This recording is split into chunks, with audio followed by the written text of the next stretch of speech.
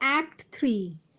Julius is a question answers workbook solutions online. Caesar compares himself to a northern star. Caesar lay dead at the base of the statue of Pompey. After the murder of Caesar, Antony runs to his house amazed. Antony is allowed to speak in the funeral of Caesar on the following condition. He will speak only after Caesar has spoken. Antony addresses Caesar's dead body as bleeding piece of earth. At the end of the scene, the servant informs Antony of the arrival of Octavius. এবার reference to the context. Caesar to the soothsayer. The IDs of March are come. Soothsayer, A Caesar but not gone. Artemidorus, hail Caesar, read the schedule. Decius, Trebonius doth desire you to overread. At your best leisure, this is his humble suit. Now, questions. What does Caesar answer to the people who want him to read their suit? What does Caesar get? Who does Caesar get annoyed with? Why? Caesar tells Artemidorus that he will read his suit last as it is something that touches Caesar personally. Caesar gets annoyed with Artemidorus because of his praises persistence in asking Caesar to read his petition immediately. Caesar tells Artemidorus that he will read his suit last as it is something that touches Caesar personally. Caesar gets annoyed with Artemidorus because of his persistence in asking Caesar to read his petition immediately. What does Populus say to Cassius? Why does Cassius get tensed? What does he instruct Casca to do?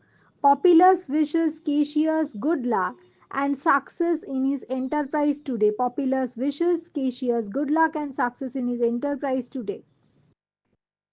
This makes এটা ঠিক today হবে না that day Populus wished Cassius good luck and success on his enterprise that day. This made Cassius tensed as he feared their conspiracy had been discovered. He instructed Casca to be sudden in striking Caesar and not wait any longer. He instructed Casca to be sudden in striking Caesar and not wait any longer. Next, what makes Brutus tell Cassius to be calm? Brutus notices that Populus is smiling at Caesar and Caesar's face does not show any anger or fear. This makes Brutus assure Cassius that Populus was not talking about their conspiracy and there is no cause for worry. Next question. Who takes Antony out of the way? Why? What is Metellus Cimber's suit to Caesar? State three instances to show Caesar's high-handedness in not granting Metellus Cimber's suit. Trebonius asks Antony out of the way as part of the conspirators' plan. Ki? Trebonius takes Antony out of the way as a part of the this was a part of the conspirators' plan. Metellus Cimber pleads with Caesar to repel the order. Metellus Cimber pleads with Caesar to repel the order banishing his brother Publius Cimber. Metellus Cimber pleads with Caesar to repel the order banishing his brother Publius Cimber. Three instances showing Caesar's high-handedness. Kiki, he says prayers and flattery will not move him. He spurns anyone trying to plead for Publius Cimber like kicking a dog. He says prayers and flattery will not move him. আর কি বললো? সিজারের high হ্যান্ডেডনেস কিসে বোঝা গেছে? He says prayers and flattery will not move him. He spurns everyone trying to plead for Publius Cimber like kicking a dog. একটা ডগকে মানে kick করা যেরকম সেইভাবে he spurns anyone trying to plead for Publius Cimber, brother of Metellus Cimber. আর He refuses to alter his decision, declaring himself as constant as northern star. Next extract. I could be well moved if I were as you. If I could pray to move, prayers would move me, but I am constant as the who does Caesar compare himself to in the blanks in the extract. How does he compare himself to the object? Mention two qualities Caesar boasts about himself. Caesar compares himself to the northern star. He asks, like northern star, which has a fixed and constant position in the sky. He is also fixed and constant in his decisions and qualities. Caesar compares himself to the northern star. He says, like the northern star, which has a fixed and constant position in the sky, he is also fixed and constant in his decisions and qualities. The two qualities he boasts about are being unshakable and unwavering. দুটো quality যেটা নিয়ে ও boast করলো সেগুলো হচ্ছে কি কি? Being unshakable and being unwavering. What are the outcome of Caesar's high-heartedness? Who strikes Caesar first and who strikes him last? Caesar's high-heartedness and arrogance make the conspirators attack him. Casca strikes Caesar first while Brutus strikes him last. Caesar's high-handedness and arrogance make the conspirators attack him. Casca strikes Caesar first while Brutus strikes him last. What are Caesar's famous words before he falls? What is the significance of his last words? Caesar's famous last words are eat to brute, then fall Caesar. This shows his disbelief and shock that even his dear friend Brutus has betrayed him. It highlights the deep personal betrayal Caesar felt. Caesar's famous last words are eat to brute, then fall Caesar. This shows his disbelief and shock that even his dear friend Brutus has betrayed him. It highlights the deep personal betrayal Caesar felt. What is the reaction of the people when Caesar falls? How does Brutus try to appease the people? The people are terrified, running around and crying out as if it is doomsday. Brutus tells them not to be frightened and to stand still, assuring them their ambitious debt is paid. What is the reaction of the people when Caesar falls? How does Brutus try to appease the people? The people are terrified, running around and crying out as if it was doomsday. Brutus told them not to be frightened and stand still, assuring them their ambitions date is paid. Huh? Ambitions date is paid. Next, how does Brutus show that he has performed an honorable deed? What does it tell us about Brutus? Brutus asks the conspirators to wash their hands in Caesar's blood to show that they have purged rather than murdered Caesar. Brutus asks the conspirators to wash their hands in Caesar's blood to show that they have purged rather than murdered Caesar. This shows Brutus's idealism in trying to justify the murder as a noble deed rather than a crime. Next question. Stoop, Romans, stoop, and let us bathe our hands in Caesar's blood up to the elbow and besmear our swords. Who is the speaker? What does the speaker want the conspirators to do after this action? The speaker is Brutus. He wants the conspirators to walk to the marketplace waving their bloody swords and crying peace, freedom, and liberty. The speaker is Brutus. He wants the conspirators to walk to the marketplace, waving their swords and crying peace, freedom, and liberty. Where does Caesar lie dead? Who does Cassius want to lead? Caesar lies dead at the base of Pompey's statue. Cassius wants Brutus to lead. Cassius wants Brutus to lead. Who enters after the extract? Why has the person come here? What has he been asked to do? What has that person been ordered to tell Brutus? What does Brutus have to vouchsafe? Vouchsafe. Vouchsafe. Antony's servant enters. He has come on Antony's request to confirm his safety from the conspirators. Antony's servant enters. He has come on Antony's request to confirm his safety from the conspirators. The servant has been asked by Antony to kneel before Brutus. He is ordered to tell Brutus that Antony loved Caesar but honors and loves Brutus more now. Brutus has to assure safe passage for Antony if he comes to meet Brutus. এগুলো হয়েছিল মনে পড়ছে না তো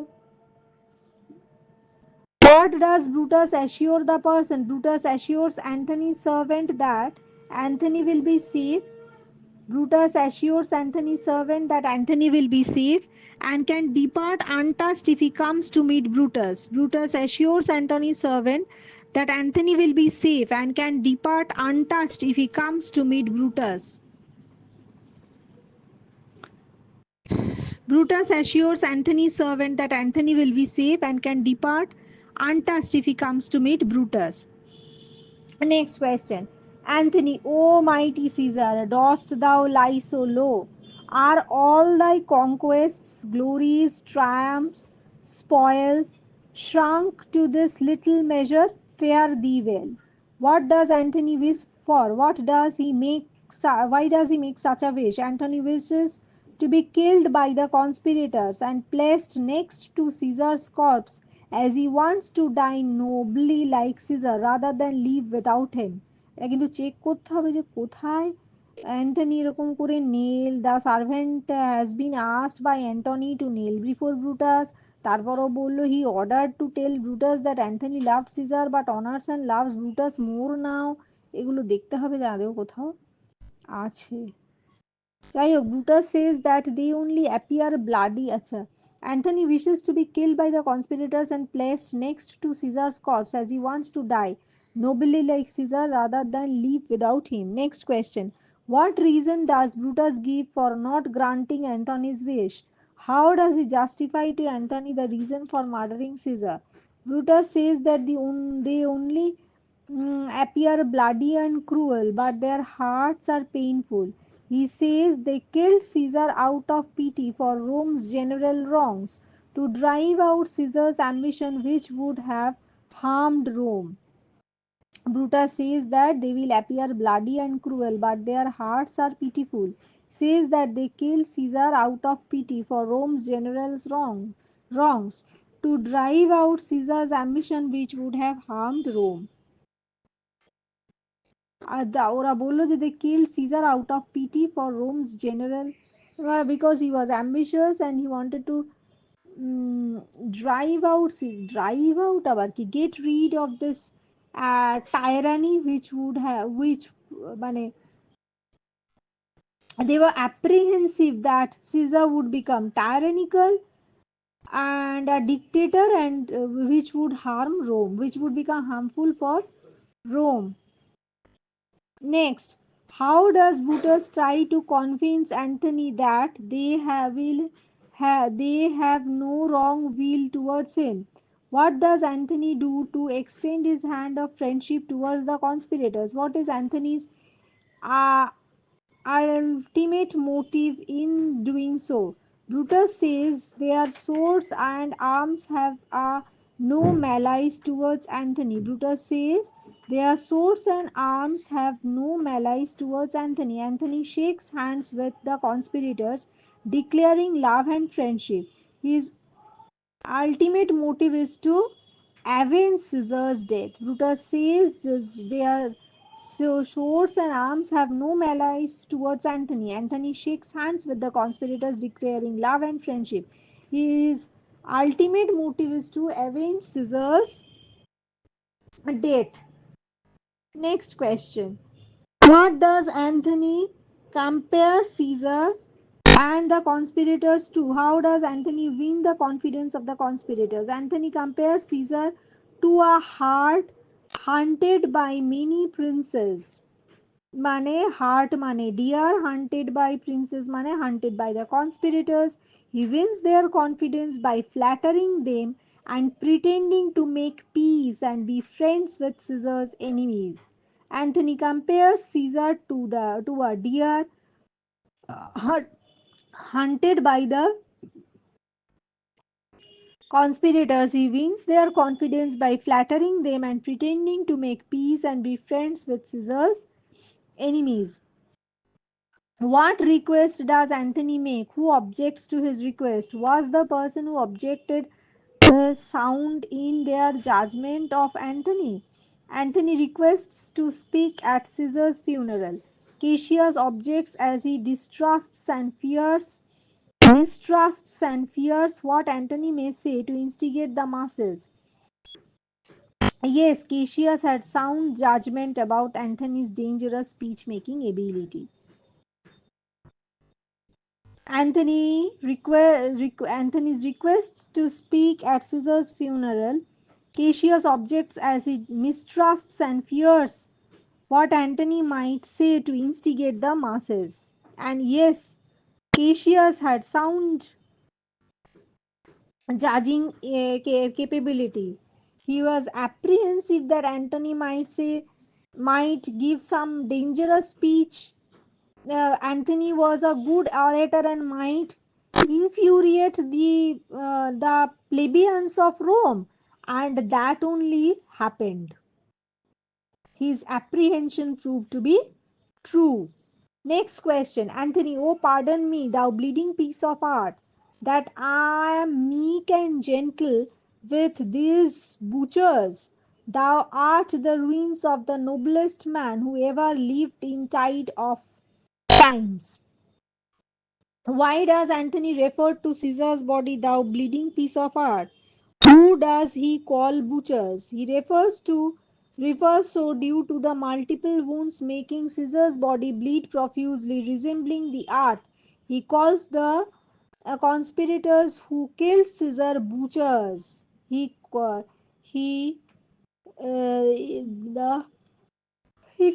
the conspirators by the name butchers.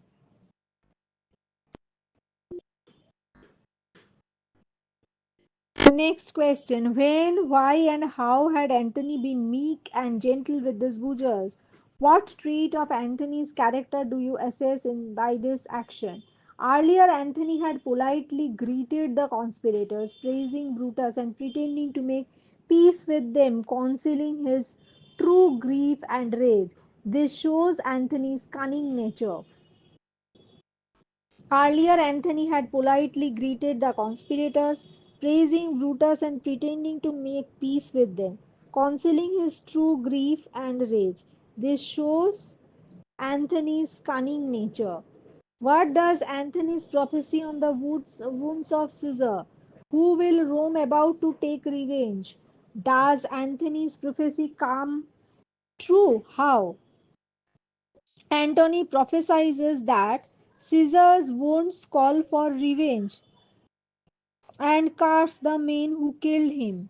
Antony prophesies that Caesar's wounds call for revenge and curse the men wounds call for revenge. He curses the men who killed him, leading to fierce and resulted in fierce civil war. Caesar's spirit will roam. Acha, Antony prophesies that Caesar's wound would call for revenge and his wounds would curse the men who killed him, and this will lead to a fierce civil war. Caesar's spirit will roam taking revenge with the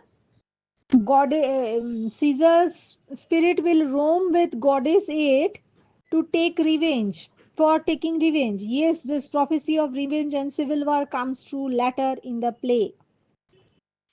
Next, who enters after Antony's soliloquy? What news does the person bring?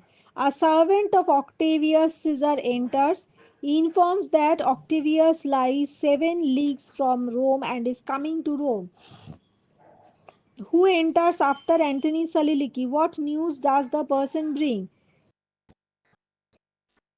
A servant of Octavius Caesar enters, informs that Octavius lies 7 leagues away from Rome and is coming towards Rome. What does Antony tell the person to convey to the person who has sent him? What two things does Antony request from the person to do at the end of the scene? Antony tells him to go back quickly and inform Octavius that Rome is currently dangerous for him.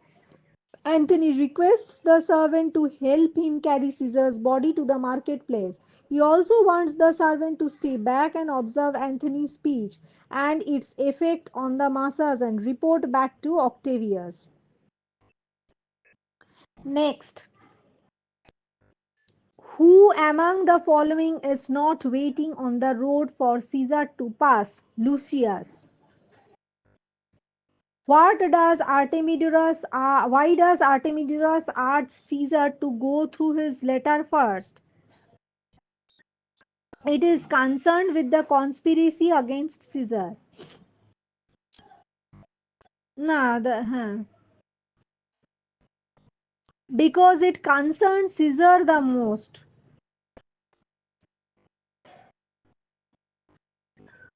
Cassius says that he fears their purpose is discovered. What is the purpose? To murder Caesar. What does Cassius say he would do if their purpose is revealed? He will kill himself. According to Caesar, what will be the effect of Metellus Cimber stooping and cringing on ordinary men? Inflame the pride of ordinary people. Inflame the pride of ordinary people. Next, what would Caesar do with Metellus Cimber if he would pray on his brother's behalf using humble flattery? Will not change the sentence of banishment. Caesar do What would Caesar do with Metellus Cimber if he would pray on brother's behalf using humble flattery? কি করবে Caesar? ও ছাড়বে না, he will not change the sentence of banishment. With whom does Caesar compare himself in this scene of the play? Polestar. With whom does Caesar compare himself on this scene of the play? Polestar.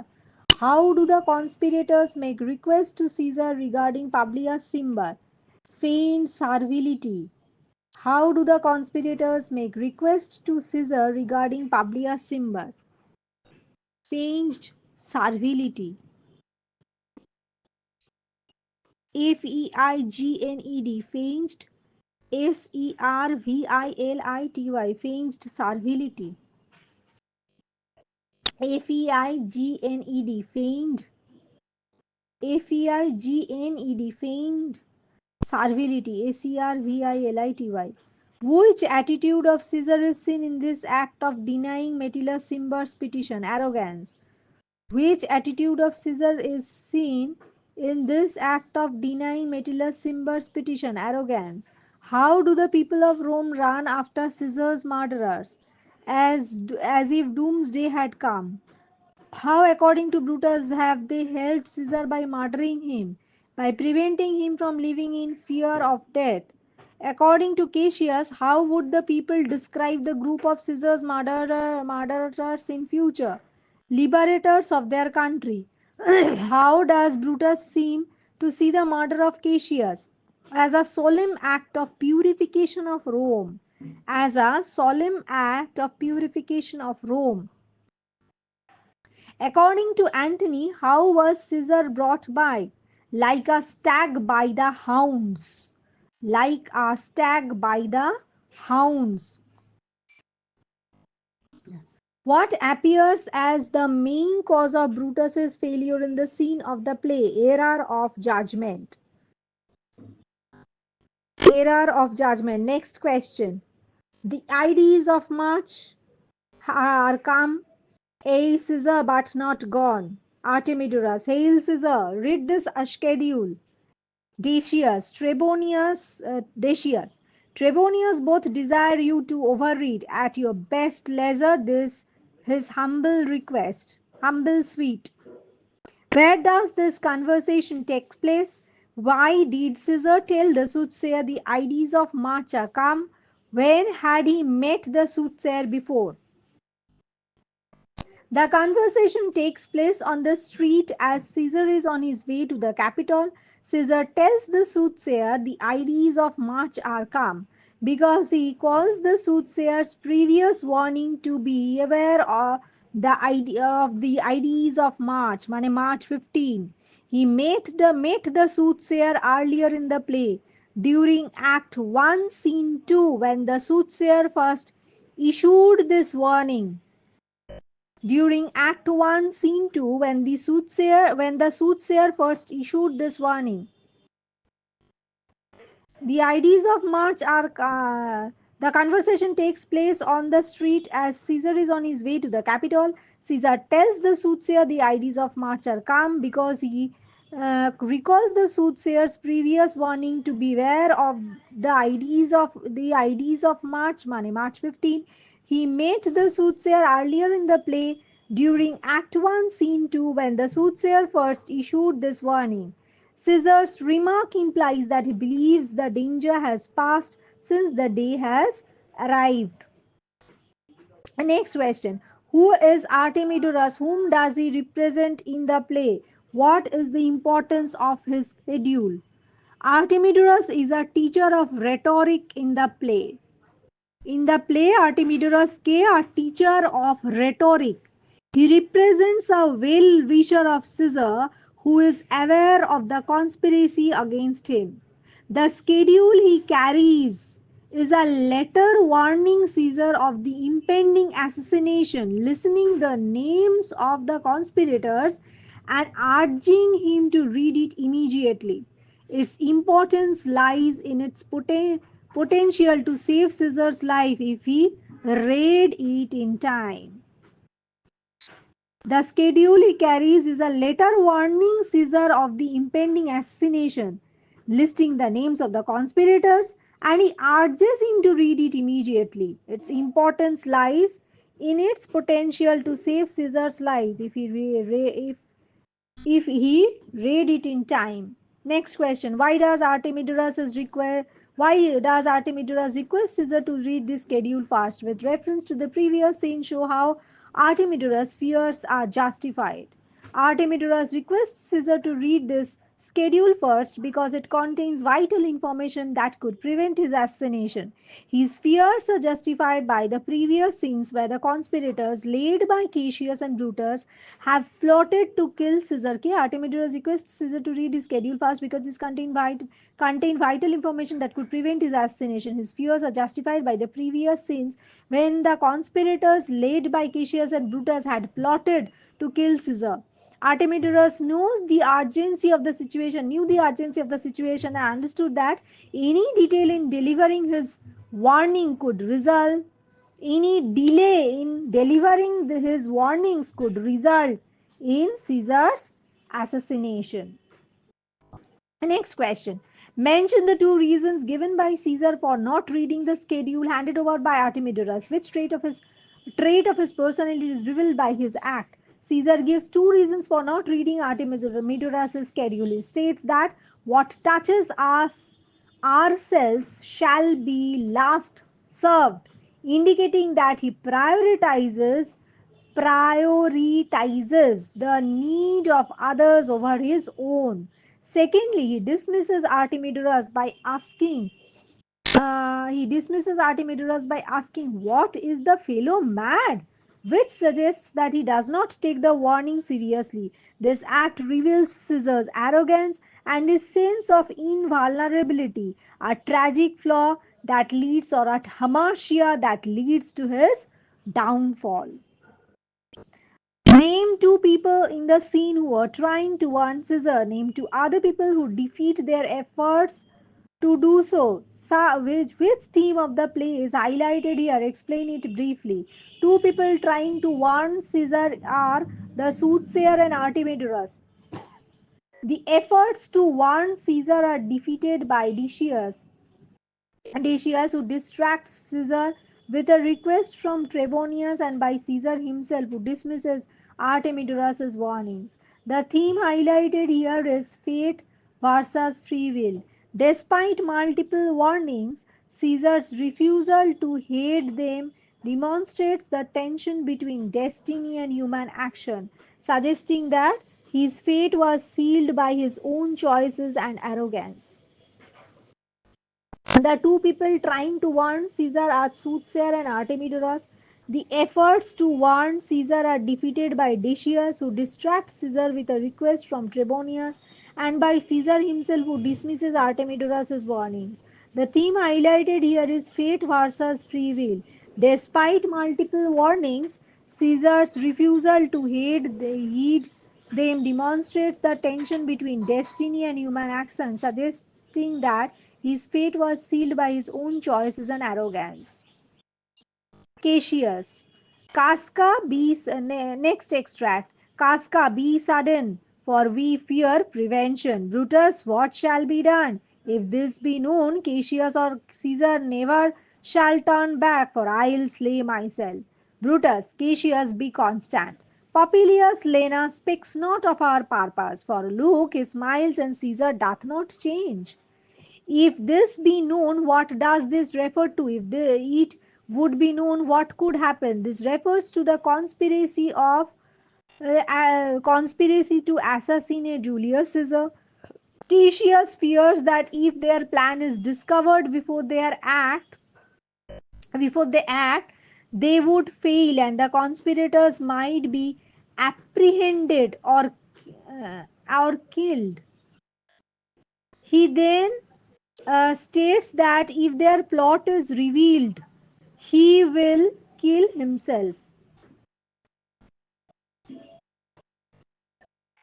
What duties assigned?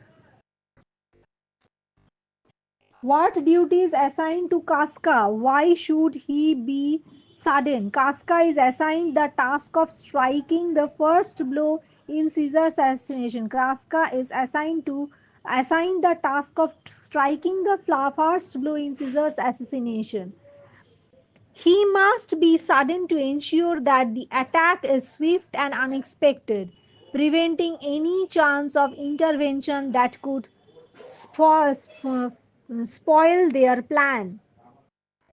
Next question. What has Populus Lena said and done which makes Cassius fear? Populus Lena wishes Cassius well and expresses hope that their enterprise will succeed, which alarms Cassius because it suggests that Lena knows about the conspiracy. Cassius fears that their plan has been discovered. Brutus reassures Cassius by pointing out that Populus Lena is smiling and talking to Caesar without any change in Caesar's demeanor. Demeanor, indicating that their plot has not been revealed. What was the task assigned to Trebonius? What petition did Metellus Symbol present to Caesar? In what way did he flatter Caesar?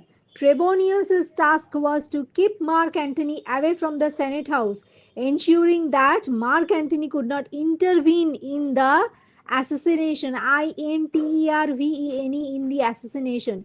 Metellus Symbol presented a petition to Caesar to revoke the banishment of his brother. Metellus Symbol presented a petition to Caesar to revoke the banishment of his brother Publius Symbol. He flattered Caesar by nailing and addressing him with exaggerated respect, referring to him as most high, most mighty, most puissant Caesar. He flattered Caesar by nailing and addressing him with exaggerated request, referring to him as most high, most mighty, and most puissant Caesar. Give two of the arguments given by Caesar to reject the petition made by Metellus. Which trait of Caesar's character is highlighted in these arguments? Caesar rejected the petition by stating that he is constant as the northern star, implying that he is firm and unchangeable in his decisions, that he will not be swayed by flattery or uh, supplication. Supplication, as this tactics might influence weaker men but not him. These arguments highlight Caesar's traits of unwavering resolve and pride, demonstrating his belief in his own authority and constancy. These arguments highlight Caesar's traits of unwavering resolve and pride, demonstrating his belief on his own authority and constancy. Next question. Caesar. But I am constant as the northern star, of whose true fixed and resting quality there is no fellow in the firmament. The skies are painted with unnumbered sparks. They are all fire, and everyone doth shine. But there is but one in all doth hold his place. So in the world it's furnished well with men. What is northern star? Give meaning of whose true fixed and resting quality there is no fellow in the firmament. The northern star refers to the pole star, which is known for its constancy in the night sky, always remaining fixed in its position while other stars appear to move. When Caesar says of whose true fixed and resting quality there is no fellow in the firmament, he means that the northern star is unique in its steadiness and unchanging nature, unlike any other star in the sky. This symbolizes something or someone who is unchangeable and resolute. What does Caesar compare himself to the northern star? Why does Caesar compare himself to the northern star? What is the occasion for such a comparison? Caesar compares himself to the northern star to emphasize his steadfastness and unyielding nature. Compares himself to the northern star to emphasize his steadfastness and unyielding nature. The occasion for his comparison arises when the conspirators, particularly Metellus Cimber, begs for the repeal of Cimber brothers' banishment. Caesar uses this metaphor to assert that, like the northern star, remains firm in his decisions and cannot be swayed by pleas or flattery. Next question. State the comparison made by Caesar between the firmament and the world of men. Caesar compares himself with the firmament filled with countless stars to the world populated by many men. Just as the stars are numerous and each shines brightly, men are numerous and capable. However, just as there is only one star that remains fixed and constant, like the northern star, Caesar sees himself as that one man who remains unshakable and resolute in his position and authority. Why is Caesar so stubborn in his attitude towards the conspirators? What purpose does his stubbornness serve on the dramatic effectiveness? Caesar's stubbornness reflects his pride and belief in his own infallibility. His refusal to yield to the conspirators' pleas demonstrates his self perception as a ruler above ordinary men, unmovable and constant in his judgment. Dramatically, this stubbornness heightens the tension and sets the stage for assassination. Dramatically, this stubbornness heightens the tension and sets the stage for assassination, underscoring the tragic irony of his unyielding nature, leading to his downfall.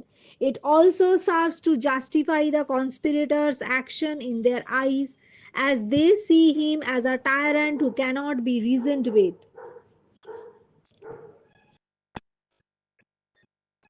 Dramatically, the stubbornness highlights the tension and sets the stage for assassination, underscoring the tragic irony of his unyielding nature leading to his downfall. It also serves to justify the conspirators' actions in their eyes as they see him as a tyrant who cannot be reasoned with. What horrible event is about to take place in a short time? Who was the first to strike? Why is Antony absent from the scene? What could have happened if Antony were to be present on the scene? The horrible event about to take place. The horrible event that is about to take place is the assassination of Caesar. Casca is the first to strike Caesar. Antony is absent from the scene because Trebonius deliberately led him away from Caesar.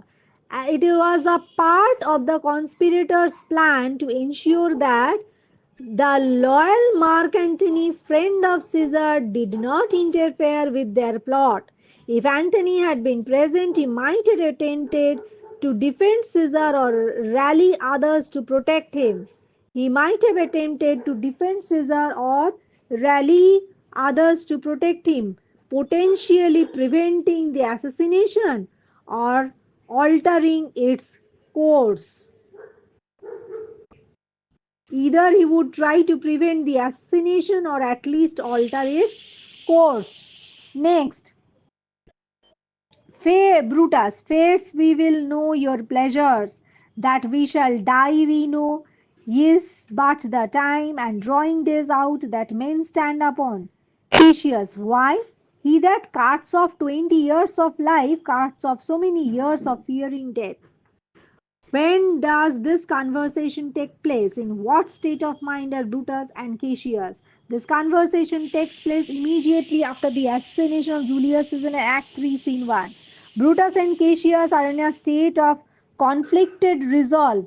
Brutus is calm and philosophical, reflecting on the inevitability of death and attempting to rationalize the murder as a noble act. Cassius, on the other hand, tries to console Brutus by suggesting that cutting short Caesar's life has also ended the fear of death. Both characters are grappling with the gravity of their actions and the consequences will follow. The conversation takes place immediately after the assassination of Julius Caesar in Act 3, Scene 1. Brutus and Cassius are in a state of conflicted resolve. Brutus is calm and philosophical, reflecting on the inevitability of death and attempting to rationalize the murder as a noble act. Cassius, on the other hand, tries to console Brutus by suggesting that cutting short Caesar's life has also ended his fear of death. Both characters are grappling with the gravity of their actions and the consequences that will follow. What is meant by the fates? State in your own words what the fates were responsible for. According to the extract, what do men know and what do men know if they fear? The fates refer to three goddesses in Roman mythology who controls the destiny of human beings. They are responsible for determining the lifespan and fate of every individual. In the context in the context of the extract, Brutus acknowledges that fates have decreed everyone's death. कि fates have decreed decreed everyone's death, and the only uncertainty is when it will happen. Mane, it is the destiny of every human being. Death is inevitable. Men know they must die, but they fear the uncertainty of the timing and the process of dying. What positive note does Casca strike in the death of Caesar? What does Brutus feel about it?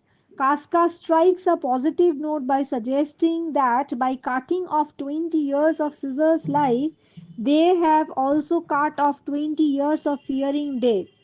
Brutus agrees with this reasoning and considers death to be a benefit in his context, seeing their actions as freeing Caesar from the fear of death and themselves from the tyranny they believed he represented. Casca strikes a positive note by suggesting that by cutting off 20 years of Caesar's life, they have also cut off 20 years of fearing death. Brutus agrees with this reasoning and considers death to be a benefit in this context, seeing their actions are freeing Caesar from the fear of death and themselves from the tyranny they believed he represented. माने दाঁড়ाয়নি. What positive note does Casca strike in the death of Caesar? What does Brutus feel about it? देखते হবে. Strikes a positive note by suggesting that by cutting off 20 years of Caesar's life, they have cut off 20 years of fearing death. Brutus agrees with this reasoning and considers death to be a benefit in this context because মানে they killed Caesar, and that's why Caesar would no more have to fear death, and they have also got freed from the fear of tyranny which they believed that Caesar represented. After the extract, what does Caesar ask the Romans to do? In what way does this seem to be a fulfillment of Calpurnia's dream? After the extract, Brutus asks Romans to stoop and bathe their hands in Caesar's blood, symbolically taking part in the assassination. This act seems to fulfill Calpurnia's dream, in which she envisioned envisioned Caesar's statue spouting blood like a fountain while Romans washing their hands in it. The scene plays out as a literal fulfillment of his ominous vision. After the extract, Brutus asked the Romans to stoop and bathe their hands in Caesar's blood, symbolically taking part in the assassination. This act seems to fulfill Calpurnia's dream, in which she envisioned Caesar's statue spouting blood like a fountain while Romans washing their hands in it. Envision করেছিল ক্যালপার্নিয়া যে Caesar statue spouting blood like a fountain and Romans washing their hands in it. The scene plays out as a literal fulfillment of this ominous vision. Next, state briefly the role played by assassination of Caesar in the storyline of Julius Caesar. The assassination of Julius Caesar is the pivotal event in the play, triggering the subsequent conflict and chaos in Rome. It leads to a power struggle with Brutus and Cassius on one side and Antony and Octavius on the other. The murder sets off a chain of events that ultimately result in a civil war. The downfall of the conspirators and the rise of Octavius as the ruler of Rome. The assassination marks the beginning of and the end of Roman Republic and transition to the Roman Empire. Next extract, Cassius, stoop then and wash. How many ages hence shall this our lofty scene be acted over? In states unborn and ascents yet unknown. Brutus, how many times shall Caesar bleed in sport, that now in Pompey's basis lies along no worthier than the dust? Cassius, O oft as that shall be, so often shall the not of us be called, the men that gave their country liberty. Decius, what shall we for? Cassius, every man away. Brutus shall lead, and we will grace his heels with the most boldest and best hearts of Rome. Brutus, soft, who comes here? When Cassius says, stoop then and wash to whom is he speaking? What exactly does he mean? Who had just suggested washing? And Cassius is speaking to another conspirators, to other conspirators when he says stoop then and wash. He is instructing them to stoop down and wash their hands in Caesar's blood, symbolically showing that they are equally responsible for the assassination. Cassius is speaking to the other conspirators when he says stoop then and wash. He is instructing them to stoop down and wash their hands in Caesar's blood, symbolically showing that they are equally responsible for the assassination. Brutus had just suggested that they bathe their hands in Caesar's blood to show that they are ones who have liberated Rome. Next question. Explain the meaning of states unborn, ascents, and Pompey's bases. States unborn refers to the countries or nations that have not yet been established. Ascent refers to the different languages or dialects that will eventually emerge in those future states. Ascents refers to the different languages or dialects that will eventually emerge in those future states. Our Pompey's bias refers to the statue of Pompey, which symbolizes the place where Caesar has fallen, lying lifeless and reduced to dust, just like the ground beneath that statue. Which symbolizes Pompey's basis refers to the statue of Pompey, which symbolizes the place where Caesar had fallen, lying lifeless, reduced to dust, just like the ground beneath the statue. What does Brutus want to express when he says, how many times shall Caesar bleed in sport? Brutus is reflecting on how Caesar's assassination will be reenacted in plays and other forms of storytelling across time and in different places. He is implying that Caesar's death will be retold and perhaps trivialized by future generation. হয় এটাকে রিটোল্ড হবে বা ট্রিভিয়ালাইজড মানে পাতা দেওয়া হবে না by future generations. What does Cassius believe the knot of us will be called and why? Cassius believes that the group of conspirators will be remembered as the men who brought liberty to their country. He thinks they will be celebrated as heroes who freed Rome from tyranny by killing Caesar. Cassius believes that the group of conspirators will be remembered as the men who brought liberty to their country. He thinks that they will be celebrated as heroes who freed Rome from tyranny by killing Caesar. The entry of the servant of Antony may be said to mark the turning point of the whole play. Narrate very briefly in what way this is so. The entry of Antony's servant marks the turning point of the play because it foreshadows Antony's plan to turn the Roman populace against the conspirators. After the servant delivers Antony's message, Brutus and Cassius make the fatal mistake of allowing Antony to speak at Caesar's funeral, setting the stage for Antony's powerful speech that incites the crowd and leads to the downfall of the conspirators. The entry of Antony's servant marks the turning point of the play because it foreshadows Antony's plan to turn Rome's populace against the conspirators. After the servant delivers Antony's message, Brutus and Cassius makes the fatal mistake of allowing Antony to speak at Caesar's funeral, setting the stage for Antony's powerful speech that incites the crowd and leads to the downfall of the conspirators. Next extract Antony. O mighty Caesar, dost thou lie so low? Are all thy conquests, glories, triumph, spoils shrunk to this little measure? Fare thee well. I know not, gentlemen, what you intend. Who else must be let blood? Who else is rank? If I myself there is no hour so feat as Caesar's deaths are, nor no instrument of half that worth as those your swords made rich with the most noble blood of all this world. Where does the mighty Caesar lie? What is meant by this little measure? Give one example each of Caesar's conquests and his glories. Caesar lies dead on the ground after being assassinated by the conspirators.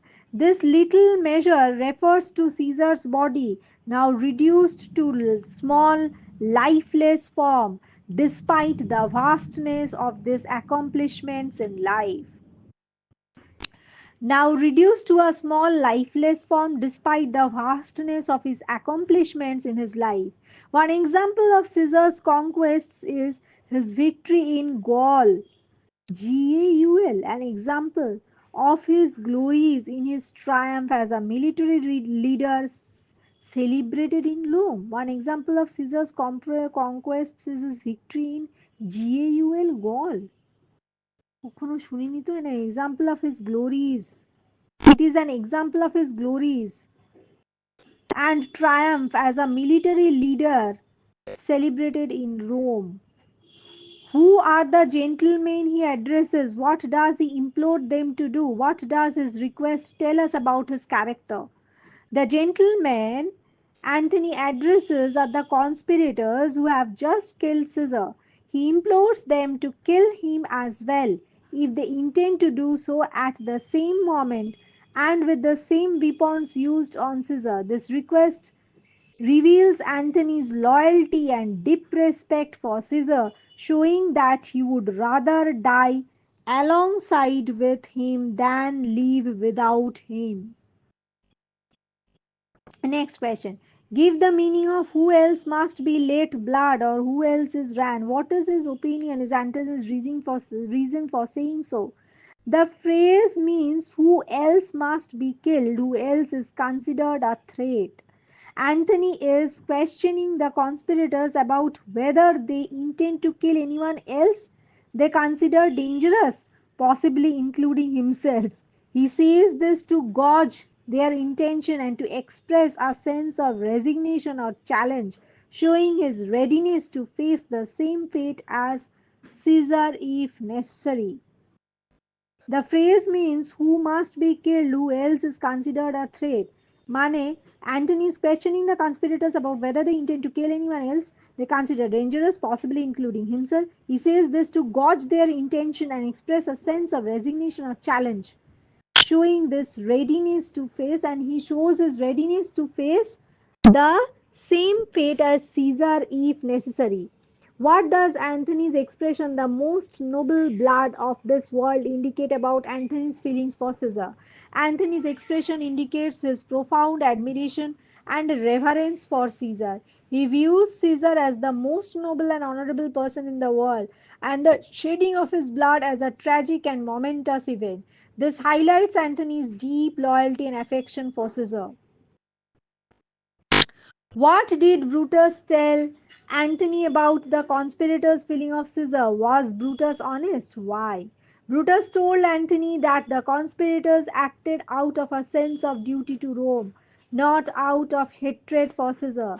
He claimed that they pitied Rome more than they envied Caesar, suggesting that their actions were driven by a desire to protect the republic.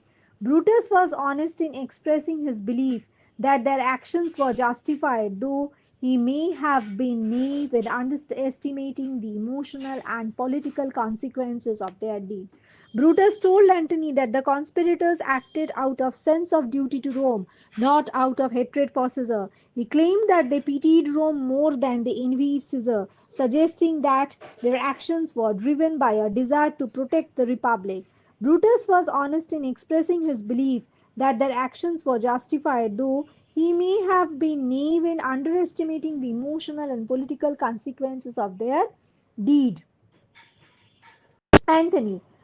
Next extract, Anthony. My credit now stands on such slippery ground that one of two bad ways you must conceit me, either a coward or a flatterer, that I did love thee, Caesar. Oh, it's true. What is meant by the word credit? What does it now stand on?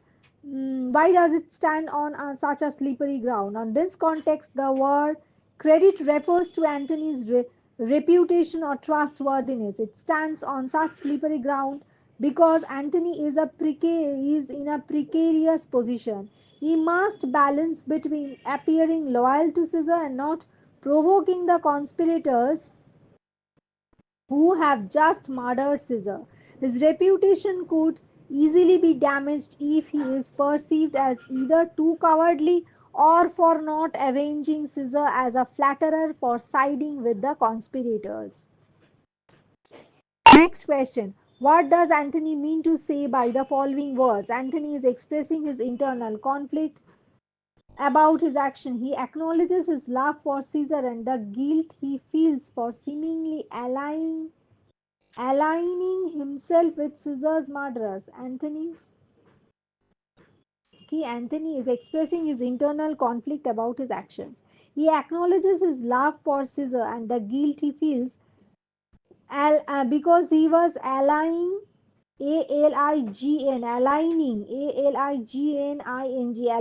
with himself with Caesar's murderers. He felt that others will see him as a coward for not immediately avenging Caesar, or for being a flatterer, for ingratiating himself with the conspirators. Ingratiating himself with the conspirators. What effect do Antony's action and words have on his listeners? Antony's words and actions likely create a sense of uncertainty and suspicion among the conspirators. While he presents himself as submissive and conciliatory, his grief and the subtle hints in his speech suggest that he is not entirely on his side, which might make the conspirators uneasy. Antony's words and actions likely create a sense of uncertainty and suspicion among the conspirators. While he represents himself as submissive and conciliatory, his grief and subtle hints in his speech suggest that he is not entirely on their side, which might make the conspirators uneasy. What mistakes did Brutus make by granting the request of Antony? What did Cassius warn him then? What was the consequence of the mistake? Brutus made the mistake of allowing Antony to speak at Caesar's funeral. Cassius warned Brutus that Antony might sway the people against them with his words. The consequence of his mistake was that Antony, through his powerful oration, turned the Roman populace against the conspirators, leading to civil unrest and eventual downfall of Brutus and other conspirators. Next question. How did Antony prove that he would be both a coward and a flatterer? Antony could be seen as a coward because he does not immediately challenge the conspirators after Caesar's death. King Anthony could be seen as a coward because he does not immediately challenge the conspirators after Caesar's death, instead choosing to seemingly align with them. He could be viewed as a flatterer because he shakes hands with the very men who killed Caesar, using deceptive languages to gain their trust while secretly planning to avenge Caesar's death. Next question. Pardon me, Julius. Here wast thou bade brave heart. Here didst thou fall, and here thy hunters stand, signed in thy spoil and crimsoned in thy lethe. O world, thou wast the forest to this heart, and this indeed, O world, the heart of thee. How like a deer stricken by many princes dost thou here lie. Who speaks these words? Here wast thou bid? What is the calm implied in the expression? To what custom of the hunters does it refer? Mark Antony speaks these words. The expression here wast thou bid refers to Julius Caesar being concerned and surrounded by his enemies, much like a hunted deer is surrounded by hounds before being killed. This metaphor draws drawn from the hunting practice where hounds corner a deer, exhausting it before the hunters deliver the final blow. This is drawn from the hunting practice where hounds corner a deer and they exhausted before the hunters deliver the final blow. Next question. Explain the double meaning intended in the expression brave heart. The expression brave heart contains a double meaning. Firstly, heart HART refers to a male deer who is traditionally considered a noble and courageous animal in the context of hunting. Secondly, it is a pun on the word heart, HEART, heart, symbolizing Julius Caesar himself, who was considered the heart of Rome, brave and central to its power and well being. Who are the hunters in the present crisis? Give the meaning of signed thy spoil and crimsoned in thy lethe. The hunters in the present crisis are the conspirators who assassinated Julius Caesar, including Brutus, Cassius, and others. The phrase signed thy spoil and crimsoned in thy lethe means that the conspirators are marked with Caesar's blood and have become stained or tainted. Money crimson in liver lethe, which in mythology is associated with forgetfulness and death. This implies that their hands are stained with both the act of murder and the consequences of his deed. In what way was the world the forest to this heart, and this indeed world the heart of thee? The world was like a forest to his heart, that is deer.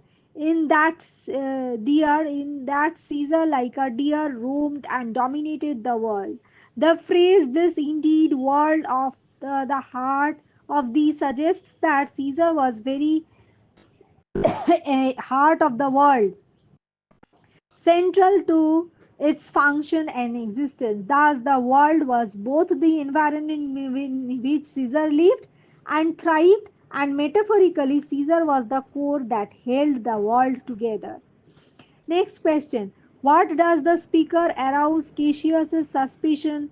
What does Cassius ask the speaker as a result of suspicion? Cassius becomes suspicious because Antony, despite praising Caesar and expressing grief, appears to make peace with the conspirators and shakes their blood stained hands. Cassius is wary that Antony might have ulterior motives.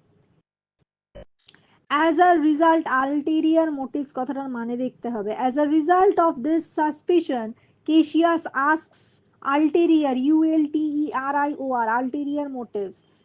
Cassius is wary that Antony might have ulterior motives. As a result of his suspicion, Cassius asks Antony what his intentions are, whether Antony plans to join them, or if they should proceed without depending on his support. Anthony, support. Next extract. Anthony, and Caesar's spirits ranging for revenge, and eighth by his side came hot from hell, shall in this confines with a monarch's voice cry havoc and let sleep the dogs of war, that this foul deed shall smell above the earth, and carrion men groaning for burial. Why is Caesar's spirit raging for revenge? When and to whom does Caesar's spirit appear later in the play? Mark Antony speaks these words. The expression here, wast thou bade, metaphorically implies that Julius Caesar was cornered or surrounded by his enemies, just as a hunted animal, particularly a deer, would be surrounded by hounds in the hunt. The term "bade" refers to the custom in hunting the hounds surround and trap the prey, allowing the hunters to kill it. এবার who is it? Why is her name used in the context? What is meant by confines? The expression brave heart plays on the double meaning of the word heart, which refers to both the deer and phonetically to the word heart, Heart, heart. In this context, Julius Caesar is compared to a brave heart, heart, or noble deer, symbolizing his bravery and nobility. Simultaneously, it phonetically suggests that Caesar was the heart of Rome, especially to its life and vitality. Will a monarch's voice cry havoc? This indicates absolute and authoritative royal command for destruction. What does the expression foretell about the things to come? The hunters in the present crisis are the conspirators who assassinated Julius Caesar, including Brutus, Cassius, Casca, and others. The phrase signed thy spoil and crimsoned in thy lethe means the conspirators marked themselves with Caesar's blood and are stained in the oblivion or death of Caesar. Oblivion or death of Caesar. Who are the dogs of war which foul deed is referred to, and how will it smell above the earth?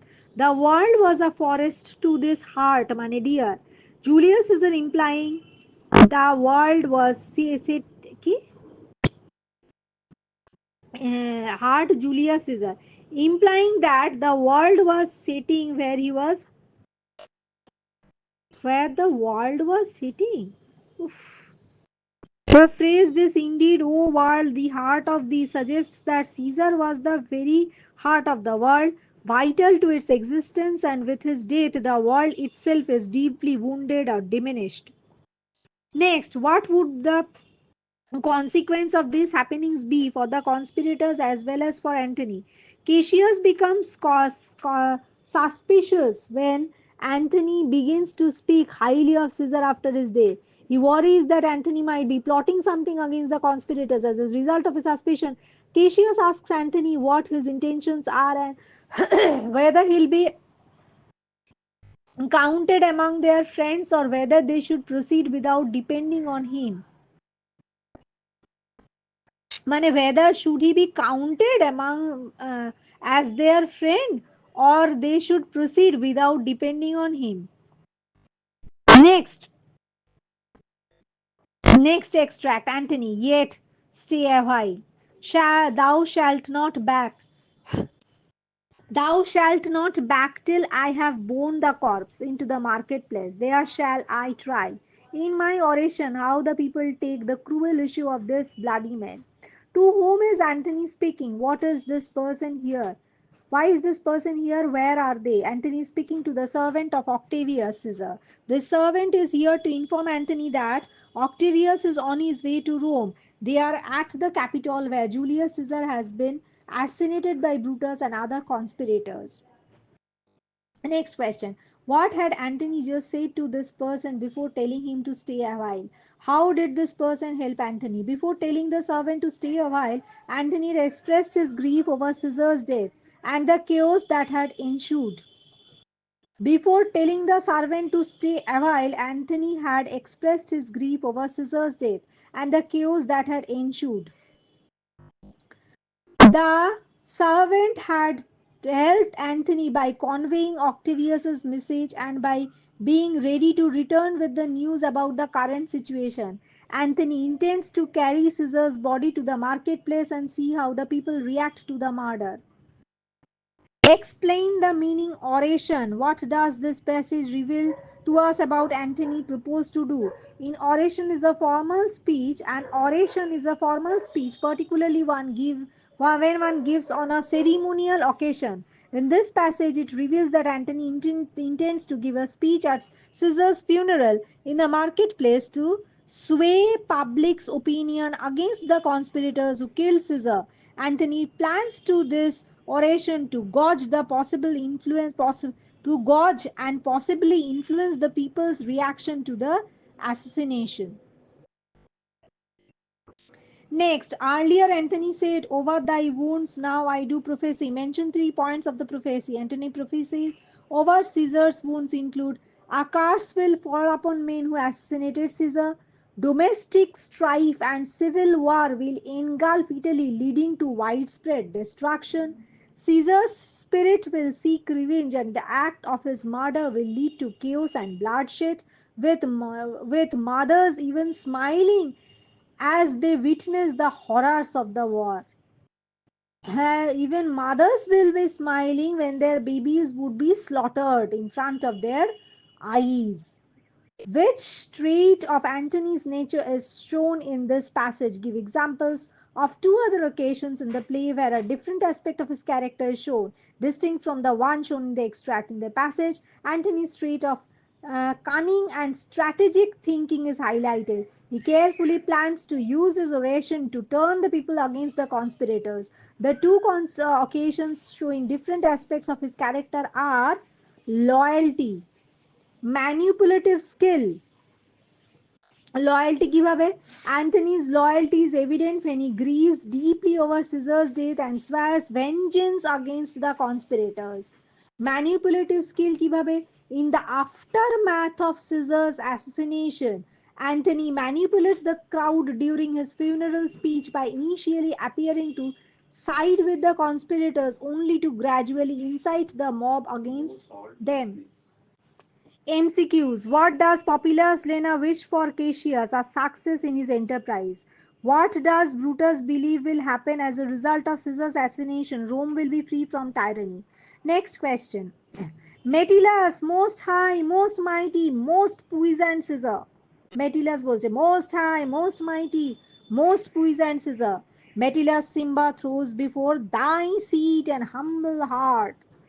What does Metellus Simba request for Caesar? Metellus Simba requests Caesar to repel the banishment of his brother Publius Simba. How does Caesar respond to Metellus Simba's request? Caesar refuses, stating that he is as constant as the northern star, implying that his decisions are unchangeable. What is the significance of Caesar comparing himself to the northern star? The comparison signifies Caesar's belief in his own steadfastness and immovability, highlighting his arrogance. What does Metellus nail? Why does Metellus nail before Caesar? Metellus nails to flatter Caesar and make his plea appear more humble and sincere. Metellus nails to flatter Caesar and makes his plea appear more humble and sincere. Who is the first to strike Caesar and how does Metellus play a role in assassination? Casca is the first to strike Caesar. Metellus plays a role by distracting Caesar with his petition, showing the conspirators to gather around, allowing the conspirators to gather around. Casca is the first to strike Caesar. Metellus Metellus plays a role by distracting Caesar with his petition, allowing the conspirators to gather around. Brutus. Next, Brutus and let no man abide his deed, but we the doers. What is Brutus instructing the conspirators to do? Brutus is instructing the conspirators to ensure that only those who are involved in the assassination take the responsibility of. Brutus is instructing the conspirators to ensure that only those who are involved in the assassination take the responsibility of it.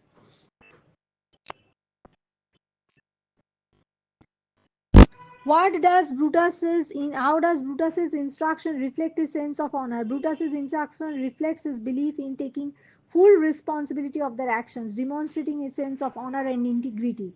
He does not blame anybody else. He does not falsely accuse anybody else. What does this reveal about Brutus's intention behind the assassination? It reveals that Brutus sees the assassination as a necessary act for the good of Rome and he is willing to stand by it openly. It reveals that Brutus sees the assassination as a necessary act for the good of Rome and is willing to stand by it openly. How does this moment foreshadow the public's reaction to the assassination? This moment foreshadows the potential backlash from the public and the isolation the conspirators will face as a result of their deed. The moment foreshadows the potential backlash from the public and the isolation the conspirators will face as a result of their deed. How does the line encapsulate the tragic nature of Brutus's nature? The Brutus's character. This line encapsulates the tragic nature of Brutus's character as he is committed to an honorable cause but is blind to the personal and political consequences.